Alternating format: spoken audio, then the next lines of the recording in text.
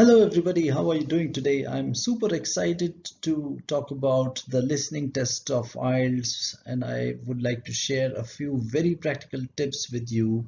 I'm sure these tips and techniques will help you a great deal to score very good marks in your own test. So I would like to start with telling my own story. I took the listening test, I took the IELTS test almost 3 years back, and I scored 9 bands in listening. Uh, the way I prepared was I took two books, which means I practiced using 8 tests of book 8 and book 9. Now, I'm not saying that book 8 and book 9 are the best from Cambridge, or any other book is good. In fact, all the Cambridge books are the previous test papers which have appeared at some point in time in the real exam. All I'm saying is that doing 8 tests, any 8 tests again and again is a very good idea. So if you do 8 tests, let's say 3 to 4 times, you would start remembering most of the answers. Listening test is an easy test. All you have to do is to understand the structure of the test. So if you understand the structure of the test, and if you understand the strategies to answer each of the questions, you would intuitively answer most of the questions correctly. This I have seen, that most of the people do very good after 3 to 4 tests, but you have to do the same test 3 4 times. The purpose is to make you understand the structure of the test. I always say IELTS is not a test of English. IELTS is a test of how well you know the test. If you know the structure of the test very well, you will score very good marks. If you do not know the structure of the test, even with excellent English, you might not score very well. So this is important that you do. Let's say you take any book, book 8, book 9, now up to 14 books are there. You can take whatever book you like and do the same test 3 to 4 times. But when you do the test, make sure that you read the transcript after doing the test. Read the transcript, understand where you have gone wrong, read the audio once again. I used to listen to these audio files using YouTube while traveling. So I think YouTube was not having all those audio files, so I actually copied them into my mobile phone. So I had those audio files. So let's say I take book 8 test 1. So I took the test, I marked myself, let's say I scored 36 or 35 marks in it. Now where I wanted to understand how they used to speak. Why did I not get those 5 questions correctly? When I look at the transcript, I got the answer, but then why am I not getting them correctly was my question. So I used to listen to the audio files most of the time while traveling or while going for a walk. I just used to put the headphones and used to listen to the transcript, and I used to imagine what kind of questions were there. So this gave me a chance to relate to the structure of the test. As I just said, IELTS is not a test of English. IELTS is a test of how well you know the test, and this is applicable to all the sections. Specifically with listening, see, they have limited ways of confusing you. They can give you a map, they can paraphrase the content which you are going to see here, they can use some difficult words, or they can speak in a fast pace, they can use different accent, some Japanese accent or New Zealand accent or Australian accent, so you get confused. So they have limited number of ways to confuse you, but you have unlimited ways of practicing and developing your skill, and this is very exciting. The test cannot go any difficult from the way it is. It is a standardized test, but you have unlimited ways of upgrading yourself. So if you take it like that, if you take this test as a challenge to know its structure, to read the examiner's mind and approach it in a different way, you would score very good marks. So I'll quickly take you through the structure of the test and a few things, and then we'll do a few questions together. This is super exciting, and I want you to be really very excited about IELTS test. It's a very scoring test, but you have to keep pace and you have to keep your enthusiasm high throughout the preparation. It's a 30 minutes test. There would be 40 questions, there would be 4 sections, and as you would see, every subsequent question is a little difficult than the previous one, which means the level of difficulty keeps on increasing. They'll speak a little faster, the level of questions would be a little more complicated, they will paraphrase more, but then there are ways. You can score 40 on 40 is my guarantee. It's not a difficult test, you can get full marks. And listening is actually a very easy test. After a few attempts you start scoring very good marks, but you have to keep pace, keep faith, and use the right strategies. Don't do too many tests. I'm reiterating it. Don't do many tests. Do the same test many times till the time you get the idea. Okay, so the same things I was discussing. There are 4 sections, and each of these sections have some specific types of questions. So if you want to, you can just pause the video and read it. The first is some kind of form filling wherein some general conversation is there. The second is where some social setup is there. Third and fourth are related to academic setup. The third is where there is no monologue, there is a conversation. So 2-3 people will be speaking, and in the fourth section there would be a monologue, like a lecture. The way I am speaking, I'm not letting you speak. So it would be a monologue in the fourth section, but it would be academic in nature. Accents can be any of these as shown here. So, be ready for surprises. The types of questions, it could be multiple choice questions, matching questions, write a map, mark a map, or you have to fill up a form, or sentence completion, or short answer questions. Why I'm zipping through this is that the best way to know about the test is to just take the test. If you want to know how does a swimming pool look like, or how you feel when you jump into the swimming pool, you simply jump inside the swimming pool, isn't it? That's how you get to know it.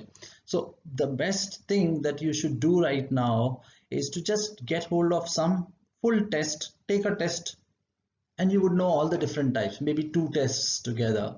So although this helps because okay, multiple choice questions or fill up the blanks would be there, but the best is to just do this test. This test is so simple that doing it would if you are from a reasonably good English speaking environment, and if you understand reasonably good English, if you can understand this kind of presentation, I'm sure you can do the test yourself. So it's more about your own preparation. You have to be super focused at that time. Let your brain be really focused for those half an hour, 30 minutes time, and you would do well. The questions can be from like the main idea questions, which are like, what is the theme of it? Some detailed factual information related questions, or opinion questions, or what is the purpose of the utterance? Was he happy? Was he not happy? Expressing feelings. So, those kind of questions would be there. There is 1 mark for every correct answer, and you lose 1 mark for every wrong answer. No, I'm sorry. No negative marking. It's incorrect. You do not lose any mark for wrong answer. It's only for unanswered questions that you lose 1. Obviously, you do not get 1 mark. So you end up losing nothing. You do not score any mark for. So the gist of the discussion is, even if you can guess, put your guesses there. There is no negative marking for incorrect answers. The final score depends on the level of difficulty of every test. So you cannot really go with a benchmark that if I do 30 questions correct, I'll score 7 marks. Sometimes 30 questions could be 6.5, sometimes 30 questions could be 7, based on the level of difficulty. And with every test, they come up with their own scale. The examiners come up with their own scale. But yes, 36, 37 marks is a reasonably good score to make sure that you are 7.58 in that range. Some important tricks and tricks. Most important thing is take this test, take it easy. It's not a difficult test. All said and done, after doing 4 or 5 tests, after reading the transcripts, and after listening to the audio separately, you would have enough confidence to do this test very nicely. I can guarantee that. That happened with me. I scored 9 bands, as I said, 40 on 40. And I didn't do any kind of practice apart from this.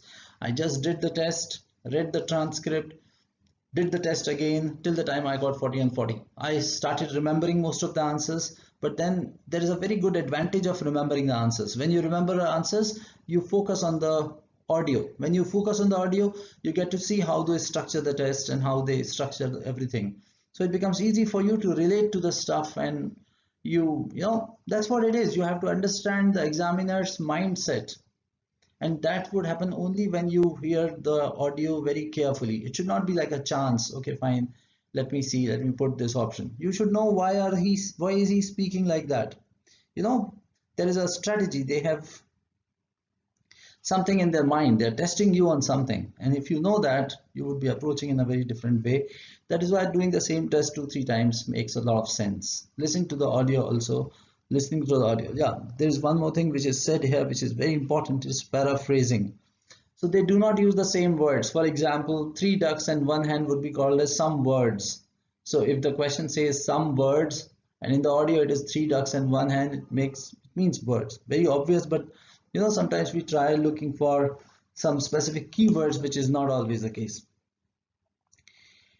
Yeah, and you will find tables like, for example, the second one, some birds and plants, and they can call it as flora and fauna. So basically, an idea of the vocabulary is very important while doing this. Okay, here are a few, as you can see, there are certain sections shown here. Let's go one by one. So, stuck here. Is it not allowing me to move to the first one? Okay, so let me show you this fourth section, which is actually the last section. There will be section 1, section 2, section 3, and section 4. So I'm straight away talking about section 4 here. This is supposed to be the most difficult one, but not for you. Since you would be using the right strategies, it will become easy for you. Now, for example, in this case, let's look at question number. Now, this whole audio is there. As you can see, it will start like this. Good afternoon, everyone. Well, with some of you about to go out on field work, it's timely that in this afternoon session I'll be sharing some ideas about the reasons why groups of whales and dolphins sometimes swim ashore from the sea right onto the beach and most often die in what are known as mass stranding. So let's talk about mass strandings of whales and all those animals and why do they come to the shore and die. So, the topic is a little alien. This is one more angle to the whole thing, which makes it a little difficult to understand. But then it will be going like this. Let's do the first question. The first question says, so before you get to hear this audio, they will show you the questions and you can mark the questions. Like, for example, the first one, 31. Common in areas where the dash can change. So something can change. They're talking about change of something. The corresponding audio is where sometimes the tide goes out. So what is changing? What is changing? Where the dash can change. And here they say the tide goes out. So what is the thing which is changing? Of course, tide. So the tide would be the answer there. So this is how you can, kind of relate the word and see. What is changing? Tide is changing. They are saying tide goes out. Means the tide goes away. The second question, let's see. Some parasites can affect marine animals dash, which they depend on for navigation. Some parasites are there which are harming or affecting marine animals something. Now what is that something? Since marine animals rely heavily on their hearing. So hearing is related to what? They damage their ears, of course, ears. So the answer is ears. And you will write ears there. So that's what it is. It affects hearing means it affects your ears. So the answer is ears. So this is how they change the test structure. But this I just copied this structure here to make sure that you understand that you can always refer to the transcript. These transcripts are there at the end of the book, but you will definitely not be getting there in the real test. You will simply be listening to the audio. But if you do enough practice and if you go with a little confidence about the test, even if one or two questions go here and there, even if you're not able to answer them, don't panic. Move on to the next question. They give you 10 minutes to answer the questions to the answer sheet, which is more than enough. You will get enough time to transfer the questions there. During that time, you can reconstruct the story, think about the context, what was going on at that time, and mark the answers. When I did the test, I missed 2 to 3 questions and I was a little nervous because I could not answer them, but I kept on moving. And at the end, I thought what could be the best words that matches that particular situation. I looked at the options and I did it well. So it is more about your presence of mind. Be very fresh there. This is the first test. Do not eat too much. Do not drink too much coffee so that you are fresh. You don't feel like going out or anything. You should be very comfortable in your dress and you should be absolutely confident there. It's more of your presence of mind than anything else and doing the practice in the right format. In case you have any kind of questions or any queries about the test, about this section or anything else about IELTS, I would be really pleased to help you in every possible way. You can contact me on the phone numbers mentioned here You can go to my site. I maintain a blog where there are other tutorials on different sections. So you might like to go through them for some easy tips. All the very best to you. I wish you great performance in your IELTS exam. Thank you.